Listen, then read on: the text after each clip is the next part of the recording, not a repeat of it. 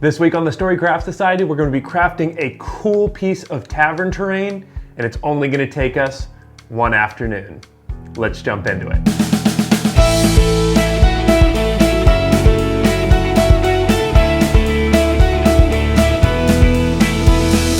Welcome back to the channel, everybody. My name is Garmin. This, of course, is the Storycraft Society, and this week we are coming back at you with another episode from our Quickcraft series. In this series, we craft a piece of terrain for our tabletop role-playing games, and it only takes us one afternoon. That's what makes it so special. We can make this in one couple of hour session, and that's all you need to get some cool terrain on your table. But this week's episode is kind of special because it comes to us straight out of one of my Craft of the Day segments, specifically Dennis McIntyre's. He had this awesome little keg stand tap for a fantasy tavern, just little tiny piece of terrain that I thought was so cool that I had to make one for myself. So that's what we're gonna be doing this week. Of course, if you enjoy this content, definitely leave me a like down below or share this video with a friend. Those two things go a long way to helping the channel out.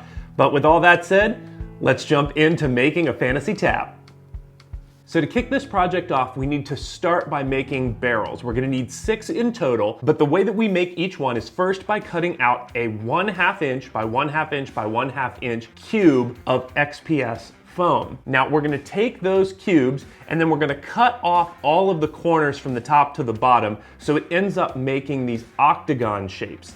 That's gonna allow us to sand a lot less when we get to the next step. So speaking of sanding, what we're gonna do is pull out a nail file or a piece of fine grit sandpaper, something like that, and we're gonna start sanding away the sharp edges. The reason that I like to do this is because it already helps us to have a semi-circle shape, but just be really careful with the nail file. If you go too aggressive with this, you'll rip your foam and that's frustrating. So just go nice and slow and easy, and eventually you'll just sand away all the edges till you have a cool cylinder shape. Once you have that done, it's time to make the cylinder shape into a barrel shape. So we're gonna take that same nail file or sandpaper and we're gonna go around the top and bottom edges to take them and turn them into a barrel. This is just as easy as doing the sides. You just wanna go really slow, and just remember here, you can always take more off, but you can't ever add any. So go easy, pull it back, take a look. Go easy, pull it back, take a look, and eventually you'll end up with cool little foam barrels. Now you're gonna pull out your craft knife, and what you're gonna do is take and cut the slats into the sides of the barrels. Now, the barrels already have kind of a raised side, so that makes it really easy to just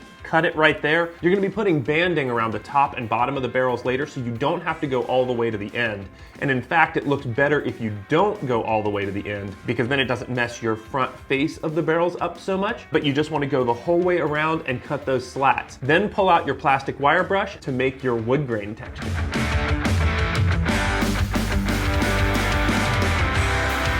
So to make my taps, I actually just pulled out toothpicks and cut off the ends, and then it gave me this nice little point that I could drive into the foam, and that worked out well. It's not exactly a perfect tap, but it looks kind of like a cork or a tap, and from far away it looks perfect, so that's exactly what I needed. Now the trick with this step is you get to choose which side of your barrel will be up and out. So you want to have a little bit of forethought here looking into the way that you're going to be stacking your barrels in the future when you put this thing all together, and then you want to pick the bad sides to be out of view when you drive your tap in. That'll also help you mark it so in the future you always know where the good side is and always know where the bad side is. But once you have that done, like I said earlier, you will need 6 barrels. So when you have 6 of them done, then we can move on to the next step, which is going to be putting the banding onto them. So we're going to be doing the banding on these the same way that we did for our cabin build. That was a few months ago, but the way that we do it is we pull out our string and our Eileen's tacky glue and we get ready to get to work. The cool thing about this process is that it's fairly simple to do.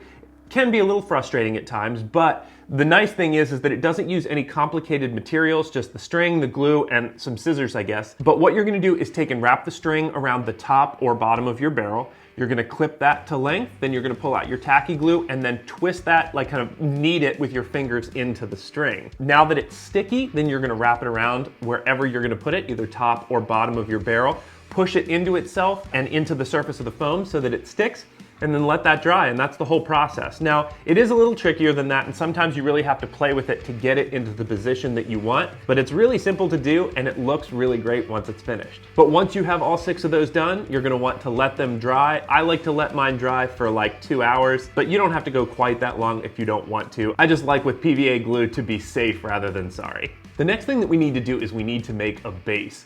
And I'll be real, there is exactly 1 kajillion ways that you could make bases. You could make them fancy, you could make them not fancy, you could make them, I don't know, a lot of different ways. But for me and for this project, I wanted this to be a quick craft, I wanted it to be simple, I wanted it to be easy, so I went very basic with mine. I cut out a piece of foam core as the base, and the way that I did that is just by using my barrels as a guide. I didn't worry about measuring here, I just cut out a shape and size that generally looked good. And then I also cut out a piece of XPS foam to be the stand that holds the barrels up off of the bottom. I think the key here is to not overthink. I think it's very easy to let indecision paralysis make you not cut out pieces of foam. What's important is cut out the foam.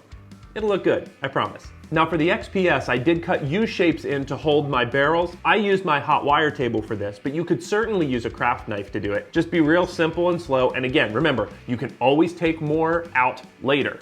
You can't add more. Once I had that done, then I textured up the whole thing with my plastic wire brush. I did that for both the stand and the base. And of course, now that I had all of my pieces cut and ready to go, I had to stack them up to see what this thing was gonna look like when it was done. But knowing now that it looks good and that I like everything that I'm seeing, it's time to hot glue it all together. Nothing special about this step, just take and go light. Don't put too much glue so that it comes squirting out all over the place. But other than that, get it all glued together. Then it was time to put my Blackmagic Craft base coat over the whole thing, which is just a 50-50 mixture of black acrylic craft paint and matte Mod Podge. This solidifies and locks everything together, as well as giving me my black base coat. Nothing to do now but get into painting. So my paint plan for this thing is as follows. And paint plan should be used very loosely because this is a pretty rough idea. But I've brought out a whole bunch of different browns from dark all the way up to a pretty light khaki. And I think what my plan is to cover the entire piece in this super dark burnt umber. I'm gonna water it down a lot so it gets into basically all the nooks and crannies, and then that's gonna get me kind of my base idea. Then I'm gonna take and start painting out the individual barrels in these 3 colors. And I think that's gonna give me some visual difference. I am gonna dry brush the lower part here, maybe with this color. I'm not 100% sure. But then my final thing is I'm gonna go over the entire piece with this khaki. And the brushes that I'm gonna be using are this just kind of regular long bristled brush and then a bunch of dry brushes. So I'm hoping that that's gonna get everything looking nice and brown. Now, once that's finished, then I'm gonna go in and use the khaki to hit all of the little taps to make sure that they stand out and are nice and pretty. And then I haven't 100% decided, but the banding on the barrels are either going to be silver or black. Then I'm gonna look at the whole thing, and depending, if it looks good, I'll leave it, but if it doesn't, then I'm gonna throw a black wash over the whole thing just to tie it all together. So that's the plan. Let's jump into it.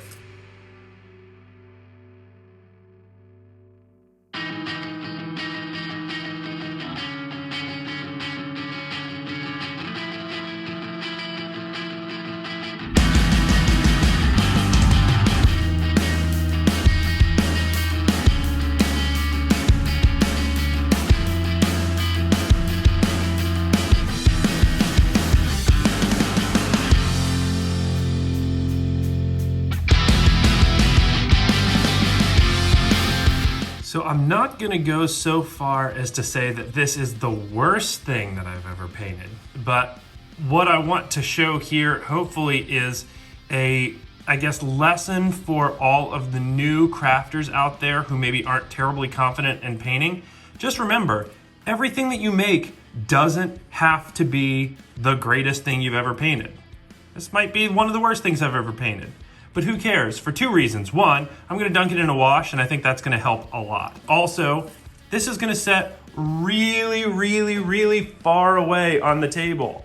And from that distance, it looks great. That's the thing. The only way you'll get better at painting is if you paint. And for me, sometimes it's a success and sometimes it's a failure. That's okay. There's nothing wrong with that. Let's move on to trying to see if a wash makes this look a little bit not so bad. What I love so much about these Quickcraft episodes is how fun the pieces are to make with so little effort. You just get to make a cool piece of terrain that I'll use over and over and over again. If they turn out not that great, that's okay. There's another one to make, and it'll be better. But with this one, I think up close, it's not so good. But you know what? Watch what happens when I put it into a tavern scene. Watch what happens when I zoom out. It's fine. It fits in really well. And this is the lesson to take away from, I think, this whole episode. Remember, when you're looking at the pieces individually and under a microscope, they might look bad, but then put them into a scene and then they look great. And your players are never going to see the pieces individually and up close. They're only going to see them from a distance, which means make more terrain. I sound like I'm doing a Miniac bit, but really it's the truth. Make more terrain. Don't be worried about it being perfect every time. The more you make, the better you'll get. And I think that that's what keeps bringing us all back to this silly little hobby.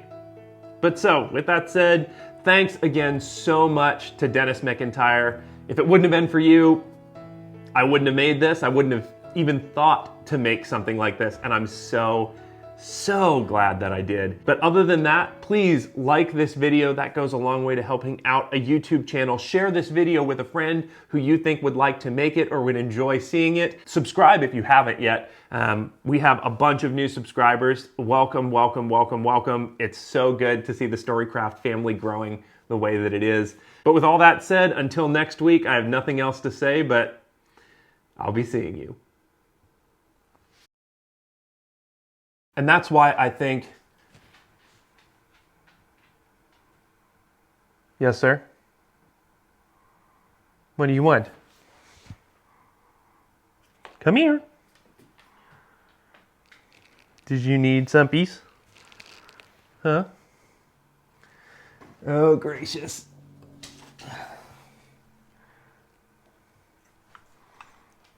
Hey, what do you need? Huh? You need through? And you need through that bad, huh? Here you go.